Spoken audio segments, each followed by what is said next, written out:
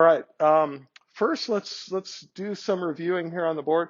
Then I've got some overhead stuff. Then I've got the sample test and questions off that. I've already been fielding some questions, people emailing me or office hours yesterday.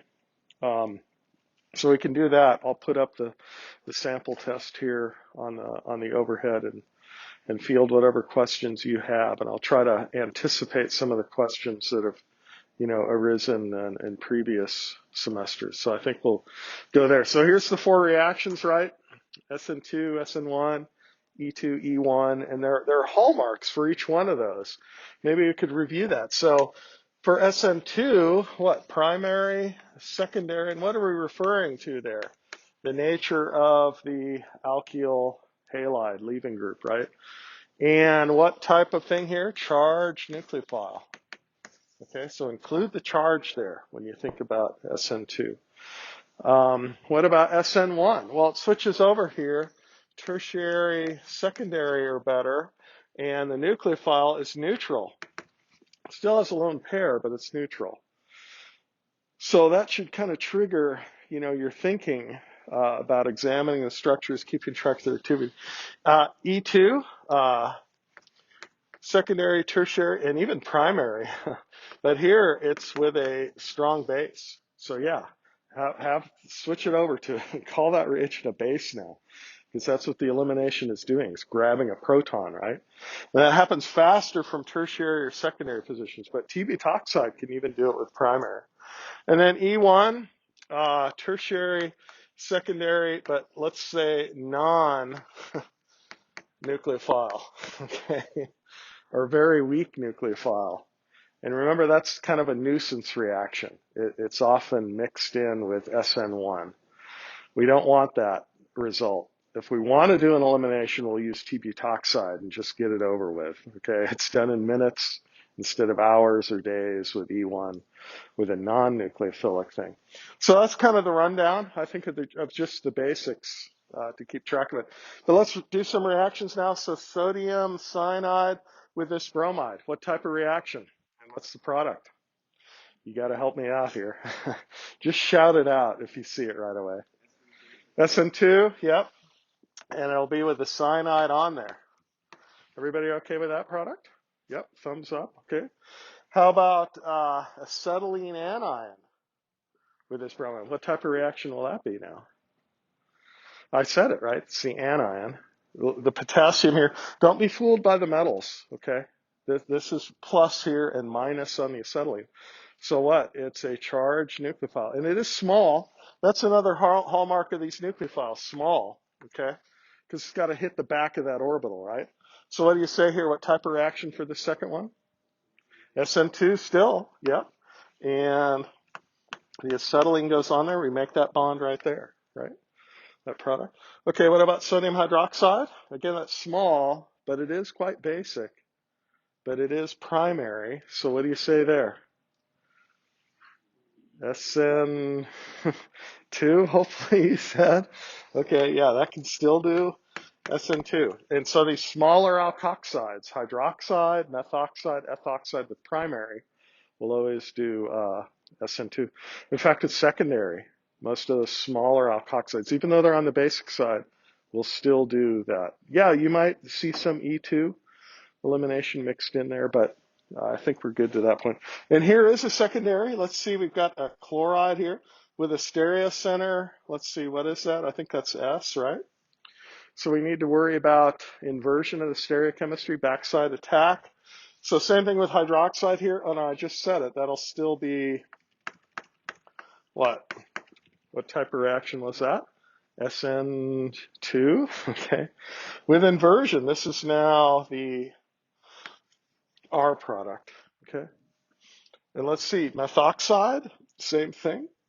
Instead of the alcohol product, we'll have the inverted methyl ether product. Okay. Everybody still thumbs up to this point, agreeing? I won't make you vote on every one, but hopefully you can see them go by. Now here's a strange one, and some people were asking about this in recitation. Sodium iodide and acetone. Was this on the quiz too, quiz 5? I think so, yeah. And, I said halides are bad nucleophiles. Why? Because they're not very basic. Nucleophilicity parallels basicity. And these are the worst bases there are, right? Halide anions are very happy, electronegative, they're happy as anions. But you can turn them into good nucleophiles or okay nucleophiles if you have something else going on. Here we're in acetone, which is a polar aprotic solvent. And that's able to solubilize, of course, the starting material and the sodium iodide to some extent. But acetone does not solubilize, does not bring into solution the byproduct, sodium chloride. So here's where you need to worry about the byproduct. Normally we just ignore the salt byproduct, okay? It's just washed away when we work it up. We distill these products. We don't worry about the salt in the end. But here we got sodium iodide, so that can actually do an SN2 inversion. And the key thing here is your byproduct, sodium chloride, is not soluble in acetone. Acetone is okay. It's kind of moderate polarity, right? It's just that little simple ketone. It's not like DMSO or water or those others that would easily solvate that. In fact, under those conditions, iodide wouldn't be a good nucleophile. But because this is insoluble in the acetone, it precipitates out as a solid that drives the equilibrium and allows this terrible nucleophile iodide to go on there, okay?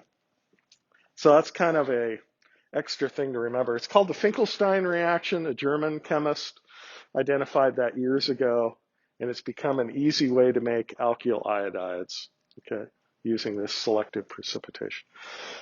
Anyway, file that one away. So over here, let's do a two-step thing. An alcohol, which on its own is a weak nucleophile. It's neutral. That would be a SN1 type nucleophile. But what are we doing? We're treating it first with sodium hydride. What's sodium hydride going to do to an alcohol? Yeah, it's going to deprotonate this. So think of that as hydride. This is plus. So we can take that pair of electrons on the hydride. That's H, right? Hydrogen with 2 electrons. We call it hydride, not a proton. Proton is the acidic form. This is a sodium, a salt of hydrogen anion, okay, or hydride. And so that can deprotonate here and form O minus, and the byproduct there is hydrogen gas. And as that escapes from the reaction, that's delta S being very positive, right? So that's going to make that reaction favorable. Plus the pKa of hydrogen itself is 38. So you see that's a very weak acid, which means hydride's a very strong base, okay? So it forms that first. Now we've got a good charged nucleophile, and now in the second step we react it with the primary bromide. So what reaction do we expect to occur now? Which of the 4 is going to occur now? Come on, somebody yell it out, please. SN what? SN2 again, okay. Yeah, primary, there's our leaving group. And we're going to form the ether product, okay? So that's a way to form ethers from alcohols, which normally aren't very good nucleophiles on their own. But we can convert it first into this and then react it. Okay.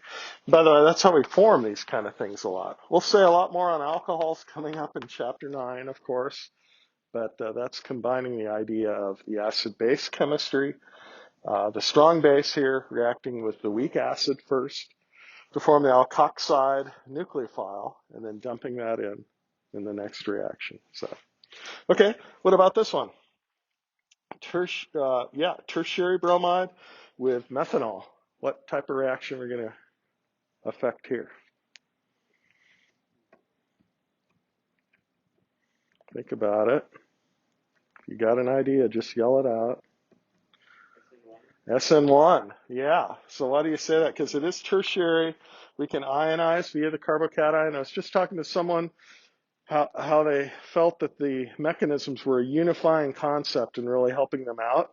And that should be true, okay? Look at the mechanisms as your friend, okay? But you should know how to draw the mechanisms for each one of these types of reactions. First, we ionize to the carbocation. That's step 1. That's the slow step. But we're in a polar protic solvent, so that will help solvate both the bromide anion and the carbocation. And then eventually the nucleophile gets on there. We get to this point. We've got the hydronium ion of the methyl alcohol added to the carbocation. We got to get rid of that. And our final product is what? The tert-butyl methyl ether. Okay. Yeah. After we take off the proton from the intermediate. So it is a multi-step thing, right? But the first step, the slow step, is unimolecular, SN1, right? So that should help you unify that. All right, same thing here. We've got a neutral nucleophile. We've got secondary here with a stereocenter. What is that? S? Yep.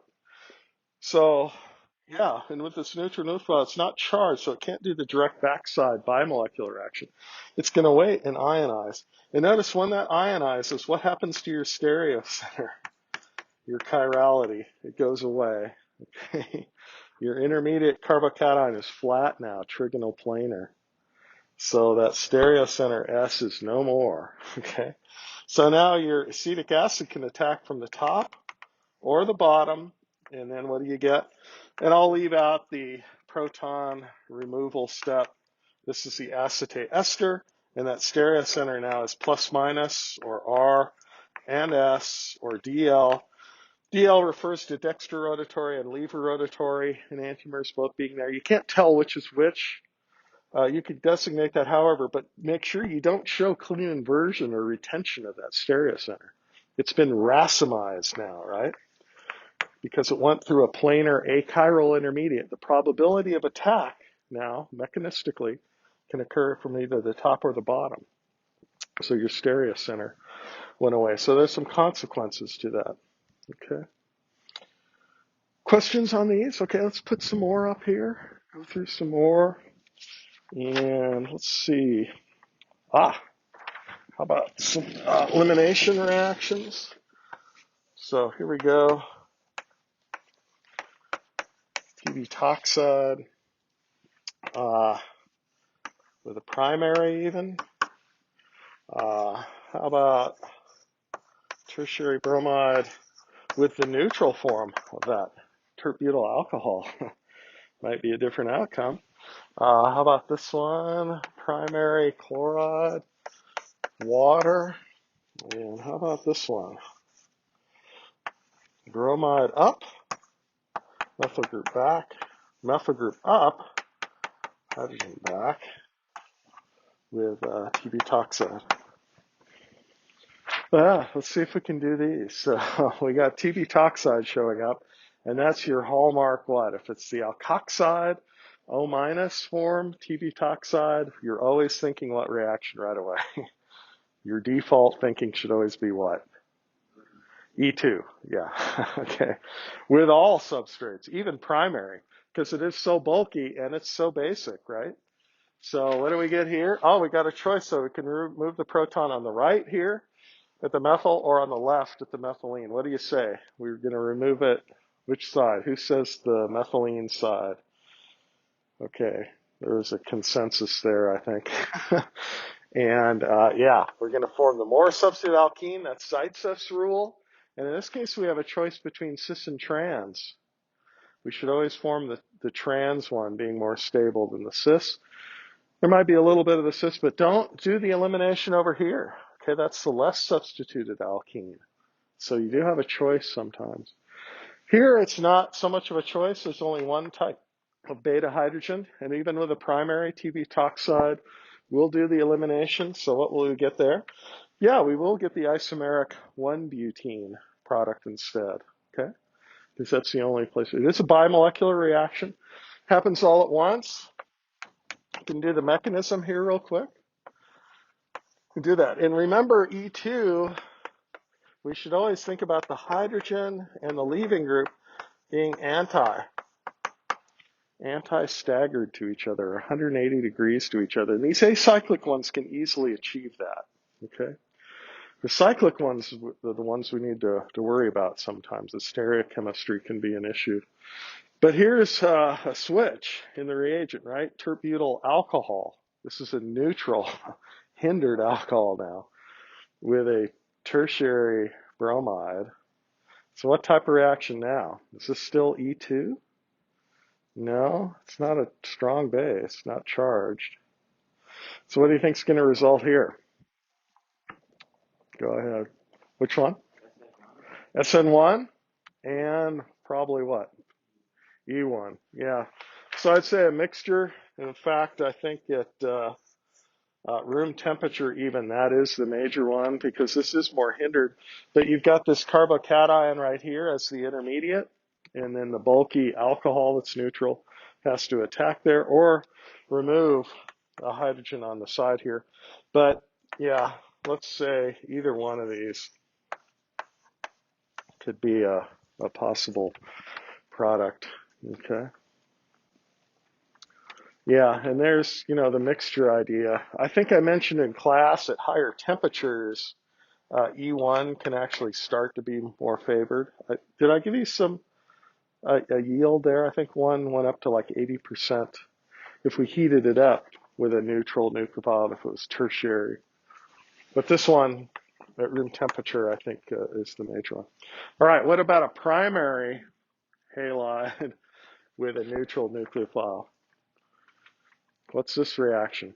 Actually, it's not up there. We put 4 reactions up there. There's another outcome we didn't mention at the beginning, but what is it? No reaction, yeah. So here, a primary carbocation's not going to form, or it's going to be so slow, this reaction. You might be tempted to put some E1, the elimination thing here. But that actually takes days in order to occur. This does eventually decompose in water, but really you can take a primary halide or even secondary halides and stir them with water and they're indefinitely stable. Okay, nothing will happen. If you want to do a reaction here, if you want the alcohol, you would use sodium hydroxide, right? Just like we did before. That would be the way to do the alcohol because it would be done in minutes in DMSO, okay?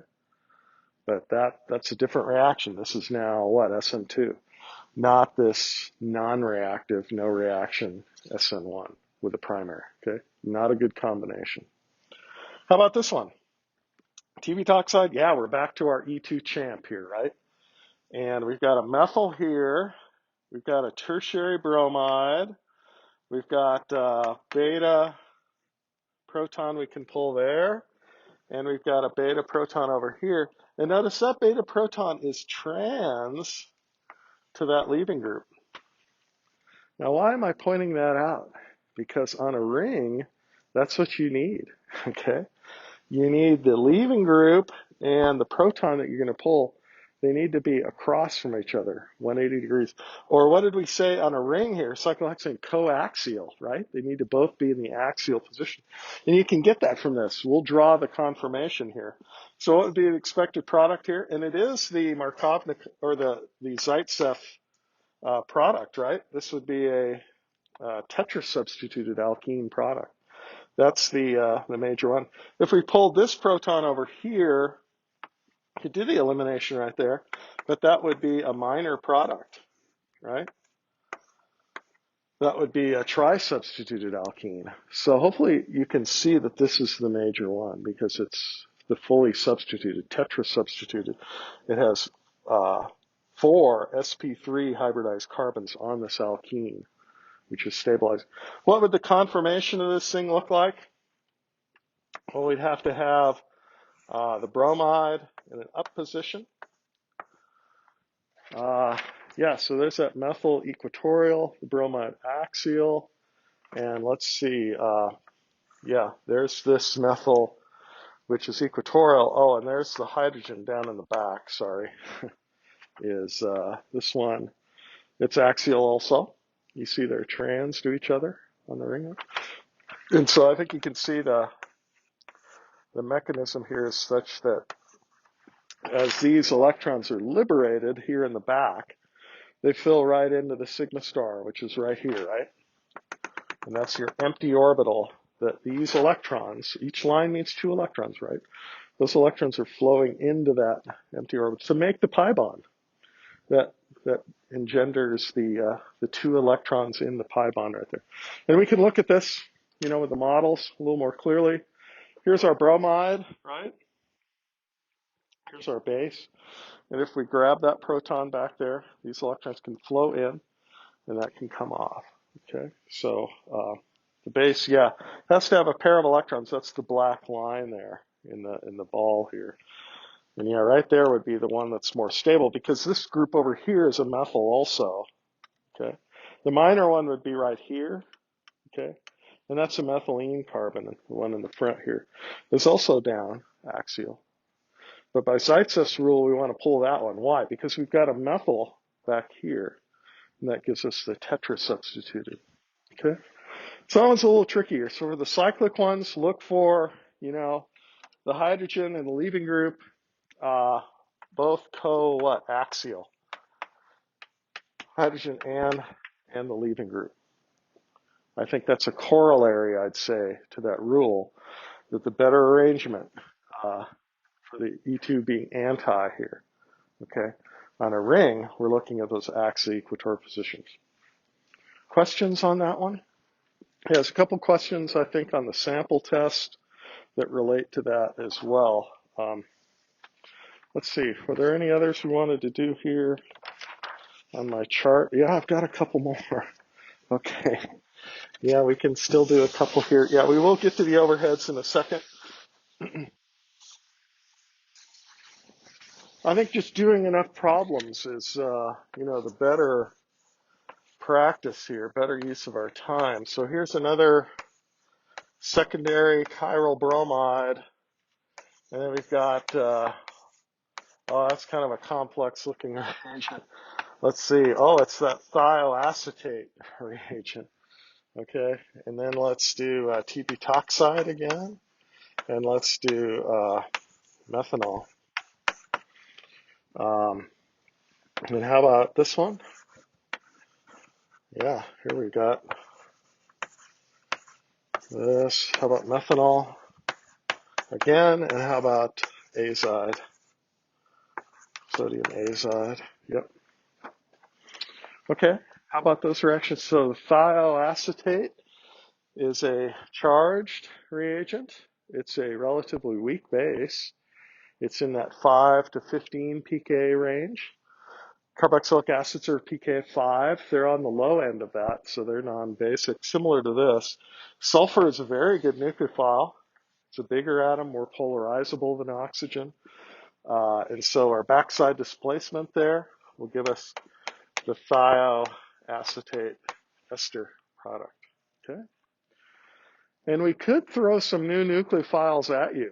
If they're new or the pK is unclear, we'll either give you the pK or show you the full structure and let you think about that, okay? But generally, the smaller, non-basic charged nucleophiles are what? Your typical SM2 nucleophiles. But that's not the case here with TB-toxide, right? So there we're going to go to the Zaitsev trans alkene E2 product. What about methanol? Now, you could say this is kind of a borderline thing. It's neutral now. We're going to go through the achiral carbocation ionization. This is what? SN1 reaction. And then methanol can either come on the top or from the bottom. And so we'll get what? We'll get a racemic mixture. Okay? The stereocenter will go away. Okay? So you should say DL there, or just draw it undefined. Okay, don't draw it inverted or retained. That's not part of the mechanism there. Same thing here, methanol going on this guy. We'll get the isopropyl stereocenter is still there. The methanol can either come in from the top or the bottom. We don't get a mix of enantiomers now. This one would give us what? A mixture of diastereomers, okay? One up, one down relative to that there, okay? Maybe we can draw those two, right? How about that one up and this one down? And again, that's a consequence of the mechanism and the structure of the starting material, right? The starting material has two stereocenters. Our reaction's only at this stereocenter. That's where the leaving group is. This one stays put. And so we end up with this scenario here. where they're diastereomers, the result of the, what, SN1 reaction. But if we go back to a charged small nucleophile, then what? We'd get our isopropyl group still up there. Our bromide's up here. Our azide now, will that be up or down? It'll be down, right? Because it inverts, does the backside attack. So it'll just give us that trans product only. So you should be able to see here we get a mixture of the cis and the trans products, which are diastereomers. Here we just get cleanly what, the trans product. Does that make sense? Any questions on that? You can draw this out and see how that might look, right? So let's maybe do that. Here we have our isopropyl. Here we have our bromide and our hydrogen there. Well, our nucleophile is small enough, to get in here and hit the back of that orbital. And when it does that, it pushes this hydrogen up. And so that hydrogen now will be up right there. If you can't see that, make a model, and hopefully that's more clear. And also on ChemTube, there's a bunch of examples of these SN2 type reactions where the stereocenter is inverted. Okay, you can see that because of the backside attack. That's where the sigma star is. Okay, but this is small enough charged nucleophile in order to get in there. Maybe we could look at that with the models real quick. So yeah, that bromide is equatorial back there. But,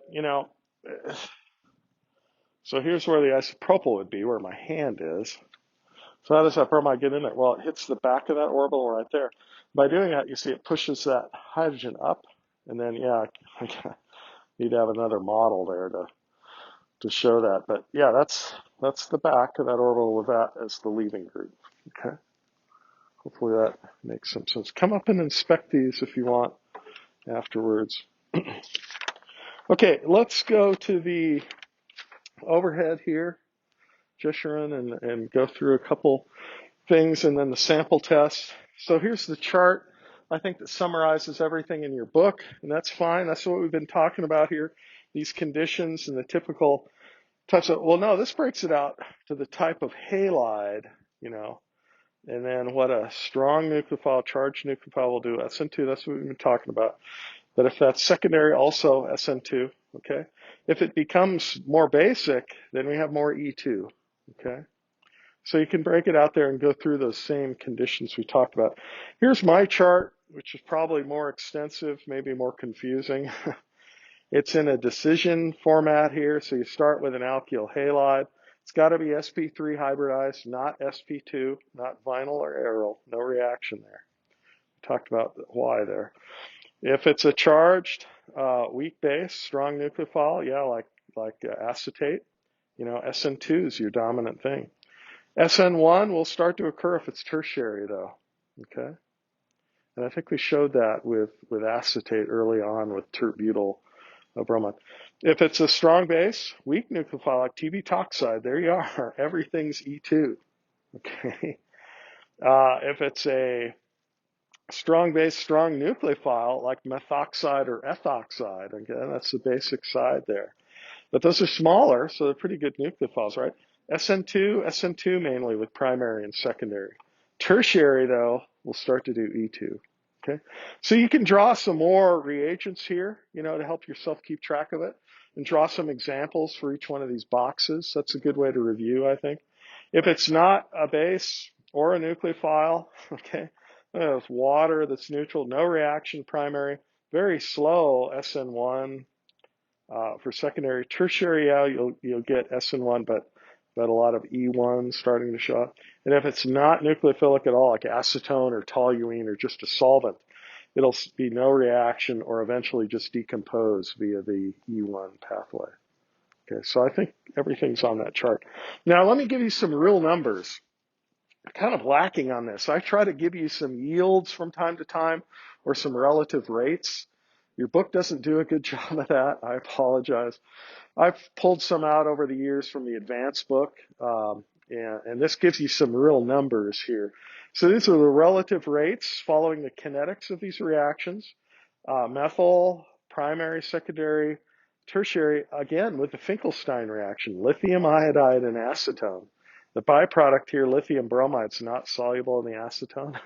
So even though iodide's a terrible nucleophile, it can work under these conditions. And look, with a methyl leaving group, wow, that's super fast. So this is normalized to the slowest one that can be measured here, the secondary, that has a relative rate of 1. That's done in minutes. It's a very fast reaction, okay? But these are super fast, seconds, okay? These are done here. Methyl bromide and the primary here. The tertiary one is just too slow, okay? Because this is a charged nucleophile, right? I minus. This backside attack here is just too slow, okay? Look at the range of kinetics there. Very, very incredible. You can look at a range of different primary bromides here with the same reaction where you have more branching at the beta position. Again, this is SN2. These are all primary. But look at this. This is unbranched here, the ethyl. The propyl, you'd say, well, it's just a bigger group here. It's a little bit slower. But then if you have the isobutyl here with a branch point there, then it's much slower. And then if you have a tert-butyl there, it's much, much slower still. Okay. This one takes hours to go. This is a special type of primary leaving group called a neopentyl group, which is notoriously slow for SN2 reactions. You would think, well, this backside attack should be okay. But draw that backside attack. It's got to come in next to this group here. So it's slowing it down, even though it's primary. Anyway. Solvent effects, we've talked about that. The products and the polar A products both speed up SN2 and SN1, but SN2 here is dramatically faster with the A products because these have the ability to solvate the cation and leave the anion part, the nucleophile, unsolvated and more reactive. So in methanol and water's a little bit faster, and you see it's more polar, the dielectric constant's higher. But these, even though the dielectric constants are lower compared to water, these are A products. So that selective cation solvation makes these much faster. So if you run the reaction in DMSO or acetonitrile or DMF here, you get 1,000 times faster than the typical polar solvent there. SN1, so here we got the neutral conditions, and this is very dramatic. This is the most dramatic one, I think, with the relative rates. This one's done in seconds. In fact, it's hard to even measure it and see the starting material. Once you put them together, it's pretty much all done. And that's because it is tertiary, right? The tertiary carbocation is stable in this case under the neutral conditions. Secondary is also pretty fast, but much, much slower than the tertiary. And then the primary, super slow, and then the methyl could barely measure this rate, okay? It allowed it to normalize the relative rates here for the kinetics. So I'm not showing the absolute rate constants. Those are actually measured with these careful kinetic experiments. I'm just showing you the relative comparison of those rates, the K values that we've seen in our rate expression. More solvent effects here. And these are the product solvents for SN1. These go much, much faster in the product solvents because the bromide and the carbocation are both stabilized by product solvents. You can draw those structures out. You see water is a super fast one, and that directly parallels the dielectric constant that's measured for the solvents. Okay, the more polar that solvent, the faster those rates. Temperature effects. This is a borderline idea, remember, between SN1 and E1. Here I show you the ethoxide.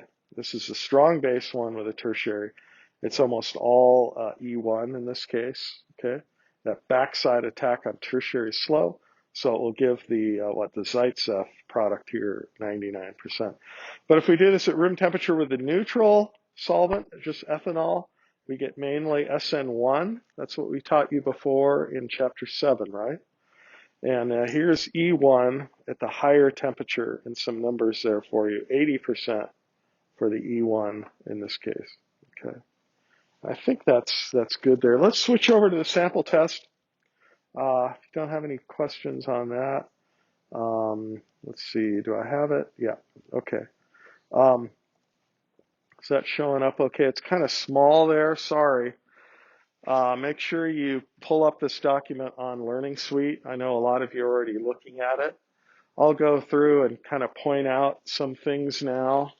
And if you've got questions here, yeah, ask me that.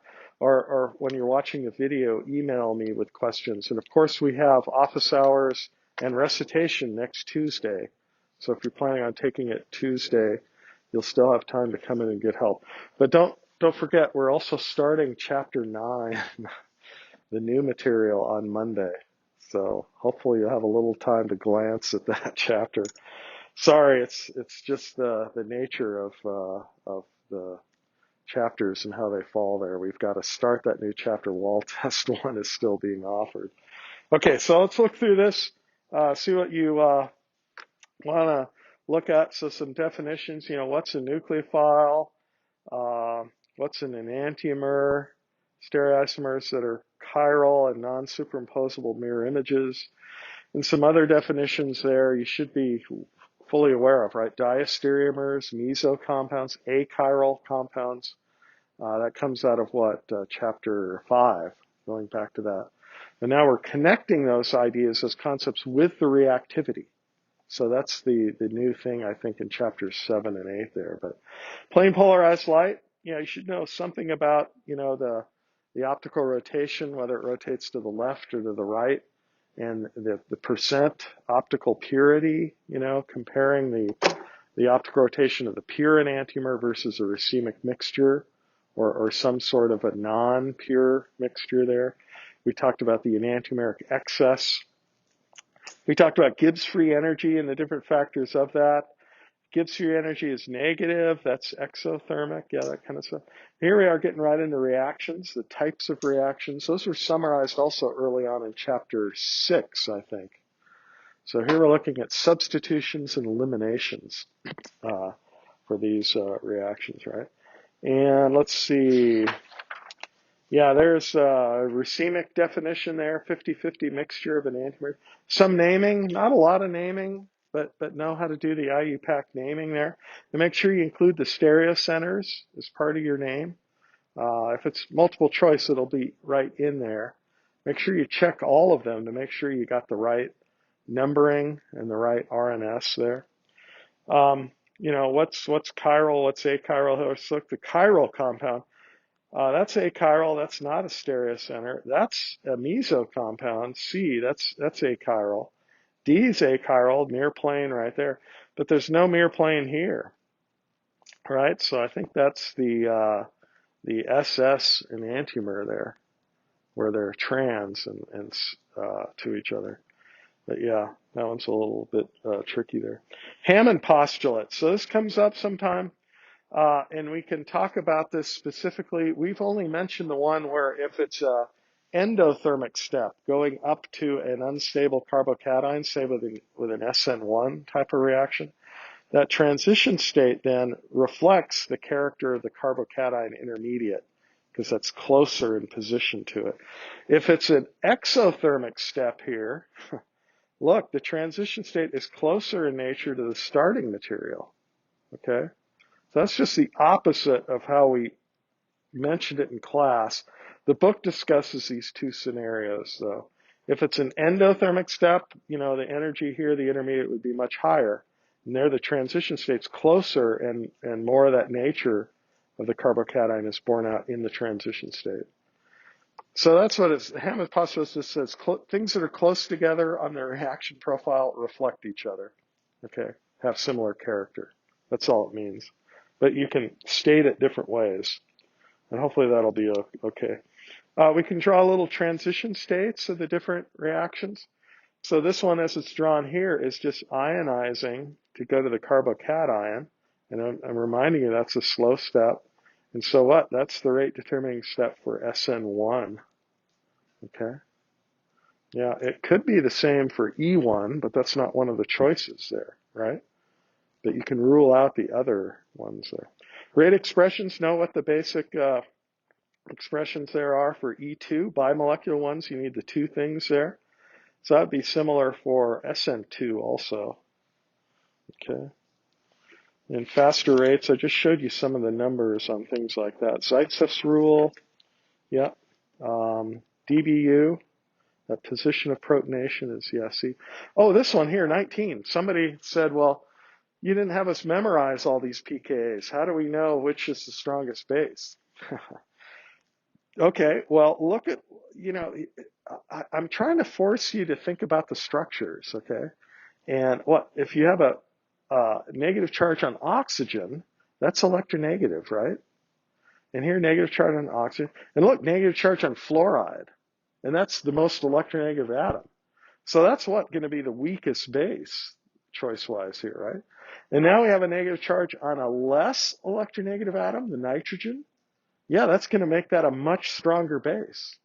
In fact, the pK of ammonia is what, 38? So that's very strong. Comes from a very weak acid, right, ammonia? Whereas this came from water, pK of 15. If you want to know the pK values, memorize them fine. pK of carboxylic acid, that one you should know, 5, right? So you got 5, 15, 38, and 3. So which one's the strongest base? This one here, from the highest conjugate acid value. But you can look at it from electronegativity and which one's happier with the negative charge. This one's not as happy with that negative charge, so it's going to function as a stronger base. That's what I'd like to get you to think about instead of just memorizing a bunch of numbers. Same thing here. If you protonate there, you get a resonance structure. And then we got, and this will be typical of our test too coming up. There'll be some sort of chart with a bunch of product choices, right? You should be able to inspect whether it's primary, secondary, tertiary, just like we've been doing, and then pick the correct product here based on what type of nucleophile is, charged or neutral, okay? And then the stereochemical outcome. And then some labels here to keep track of some things. DL, there's the one where it's racemizing, and we mentioned one there. Here's one where it's cleanly inverting, so you should list the two stereocenters. Yeah, so I think we've been discussing stuff like that. And then analyzing, compounds with multiple stereocenters. Here there is symmetry, so there's a possibility of meso. It's this one here. That's the same compound right there. These are the same. And then the RR and the SS are the two enantiomers, the two chiral ones.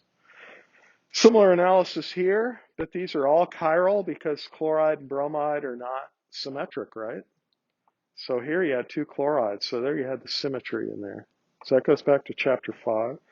And here's our first one with a chair, looking at the diaxial arrangement there. You're told something different about the kinetics here. You're told one gives substitution, one gives elimination quickly. And so it's this one here that has the bromide locked axial, which will do the elimination quickly. With what base? Oh, methoxide. Okay. So that's a strong base, right? And if it's locked in this axial arrangement, because the tert-butyl group has to be equatorial, right? So if there's cis there, so drawing a picture, a good picture is worth 1,000 words here. If you're asked something, details about the mechanism of stereochemistry, make sure you draw a good picture there. You can take your models in the testing center, have cyclohexane all ready to go. There'll probably be one like this on the test. So we want to see your ability to analyze and compare possible reactivity based on stereochemistry. That's higher level thinking, I think. It's synthesizing the material, thinking about the reactivity and the structure and the stereochemistry. So it's multiple concepts to master there. But you can see this one's in the equatorial position. It's not optimal for E2. And this is a small enough nucleophile methoxide to hit the back of that orbital and give you the cis product as the SN2 pathway. Okay.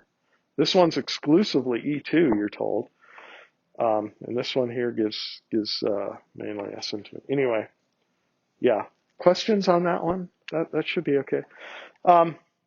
Here is kind of a caveat or an exception to the rule, you could say. Some things that, even though they're primary, can still be relatively stable carbocations if there's some resonance stabilization or something else donating or helping the carbocation form.